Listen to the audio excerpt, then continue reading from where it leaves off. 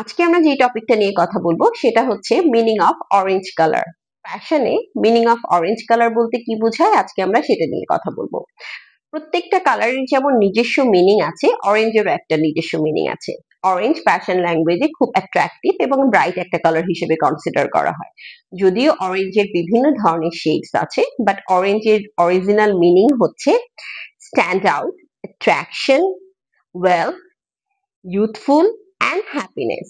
তো আমরা যখন অরেঞ্জ কালার পরবো তখন আমাদেরকে মাথায় রাখতে হবে যে আমরা কোন ইভেন্টের জন্য অরেঞ্জ কালারটা পরছি।